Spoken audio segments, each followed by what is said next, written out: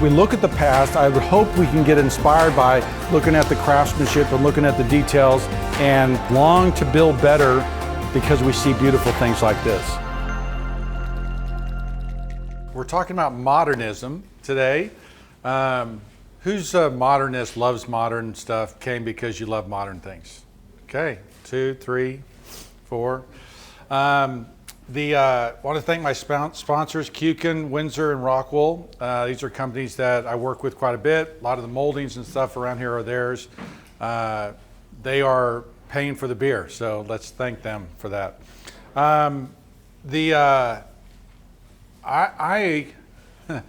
It's kind of weird for me to talk about modern things because I tend to be a purist and a preservation guy, but a lot of modern is very historic. And so hopefully we'll have fun learning all about this and kind of, learn together. I am not an academician. Can't even say the word. So if you wanted to get deep into architectural theory, won't happen tonight. But we are just going to talk in general about modernism and how it affects our buildings, how it affects our houses, and what to do with it. And so we'll get into it. So tonight we're going to, talk about modernism. When does it start? Any guesses on when it starts? What year? 40 says here. When? 29? 50s? What? 1910. It's closer. So we'll talk about that. First modern house, who the leaders are, kind of who's leading this whole deal. We'll talk about the architectural styles. We're not going to get into all of them, but we'll talk about a lot of them. And then, of course, how it influences our houses today. I had a guy wrote an article one time. Stephen Seams said, "Was Palladio a modernist?" And you're like, well, certainly he invented a new style. Certainly he invented a new type of architecture. So in that sense, he was very modern, right? He was ahead of his time, changing the way people thought about building. So, then you go to, well, what really then is modern, right? If he's a modernist or was at that time, what does it mean to be a modernist? And so we'll get into a little bit that because they are certainly driven by and pushing boundaries, like conceivably Palladio was. And so, anytime architecture really takes that advance or takes that leap, especially philosophically, then there's a modern movement taking place. The other thing is that, a lot of modernists don't want to name the style, right? They don't want to say it's international or it's Art Deco or it's, they don't want a name, okay? So, how do names even come up with architecture? The international style, were you answering that question? The international style, some people really embraced that because it captured this international flavor that they were going after, and some of them said, "Don't, that's not accurate." So it's kind of interesting as we go forward. We'll talk more about that. Who cares, right? I mean, it's one of those things that you're dealing with. I was reading the book International Style, which was a book that was written by Henry Russell Hitchcock and Philip Johnson. And so they were saying that most people just don't care, right? And one of the things about modern styling is that it's not really popular. The FHA in 1934, when they were going to loan money, wouldn't loan money to modern houses because they said they weren't going to hold the resale value, right? And so we're kind of getting into a 10% category. We're kind of getting into a category of people that not everybody really cares about, whether it's international or Art Deco or anything else. And so modern tends to be a 1%, 2% kind of category that most people don't care, okay? And that kind of hurts me as a guy who loves architecture, to think that maybe the reason there's so many ugly houses is because people don't care. And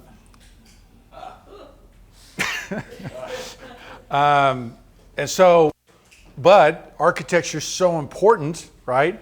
It reflects who we are. We got to think our buildings define us, or and so Churchill said, first we shape our buildings, then they shape us.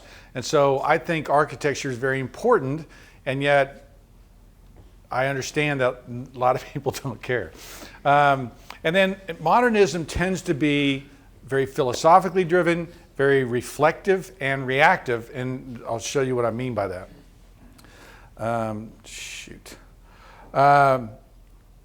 So the way, as I was putting all this together, it seems to me that modern kind of creeps in, okay? Modern isn't just show up one day in 1950, oh, we're modern.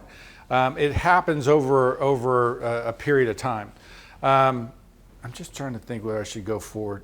Yeah, let me talk about this first. So Cubism, okay, that's Picasso's painting of a girl with a mandolin. Cubism ended up, as I was reading and doing the research, ended up being a very important part of modern architecture, okay? And the idea of Cubism is that you are seeing a number of different faces, a number of different angles and perspectives, okay? And perspective being a really important word, at the same time. And so you're actually seeing more with this Cubism reality, even though it's an abstract painting, because you're seeing so many different sides of it, it's actually a bigger view, okay? And so perspective is one of those things that in the Renaissance, when they rediscovered perspective and how to draw with the perspective, there was books written about it. It changed art, and it changed art from that, medieval, two-dimensional stick figures to, the beautiful things that Michelangelo and the great Renaissance artists did. It was because they discovered perspective. Now we're, 300 years later, and they have taken perspective and changed it. Why? Okay. I've got theories on this, and this is the Brent Hull theory.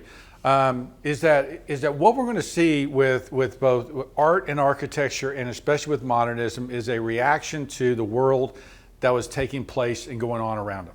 Okay, there is a reaction to World War I. Okay, the bloodiest, worst war ever, and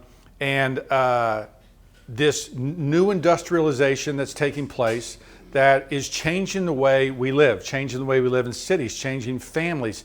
The photograph, right? The ability to capture these realistic things. All of a sudden, art doesn't mean anything anymore, and so they become impressionistic artists, because and a rejection of this worldview. Okay, and so that's a lot of what's going on with modernism, is a rejection of the traditional norms. And so we'll start looking and seeing that, but when we talk about when modernism starts, it kept getting pushed back. And so, there was a movement in 1910 with Art Deco and International Style of those things going on that stopped because of World War I. But this goes back, the Impressionist goes back to the 1870s and 1880s. And so there is a rebellion and a desire to reorient how we see the world that's taking place with art and architecture. That's part of the oomph behind modernism. The other thing that's taking place is that there is a rejection of this, right? What is modern, rejecting, okay? This is the New York Public Library, Carey and Hastings. I spelled Carey wrong. 1895, okay? I think it was Carey, they worked under McKean, and White. McKean, and White were the guys who had gone to the School of Beaux-Arts in France, which was the top architecture school. And this is what they taught, okay? High style classicism, very ornamented, and this, they were looking at this going, this is a false skin, okay? This is a lie, okay? Now, why would they say that? Well, if you look at small town Texas banks and things like that, they looked at the classical system as being just this skin, okay, that you put on top of the building.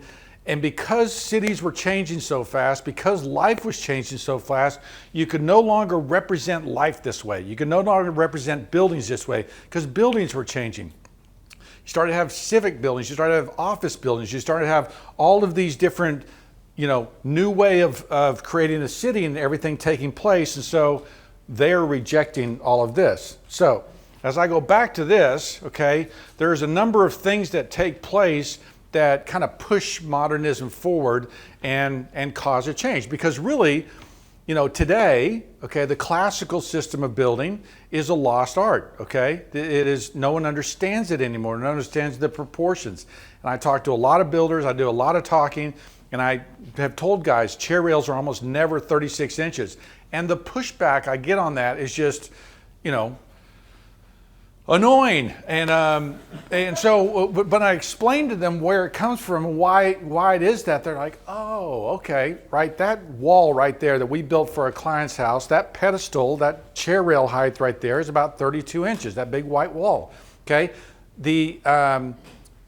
That's the proportion and scale of this classical system which has been lost. Columns, no one knows how to put a column in a house anymore. It just drives me nuts, but that's what, there's two worldviews. There's this classical system that had been practiced for a long time, and then this modern system, and they're both kind of playing, king of the hill. And so, the classicists for a long time, held on to the schools, the architecture schools and what was being taught. And then pretty quickly, okay, and we'll talk about that, why that change happens, the modernists take over, okay? And so there are things, there's symbols, there's philosophy, there's meaning going on there. So you're seeing this step that takes place. You're seeing modernism get to the top of the hill. And so we've got this industrialization, which is a reaction, to the over-ornamentation, the crazy stuff that was going on in the Victorian period, a lot of that driven by technology. World War I happens. I'm doing a whole search on World War I. It's unbelievable how bloody and terrible that war was, and how it changed because everybody was very nationalistic, and yet the death was just, it's unbelievable. So the desire to see this world differently after that war, of course, it leads to World War II, and then this change that takes place as we get into the mid-1900s and mid-century modern.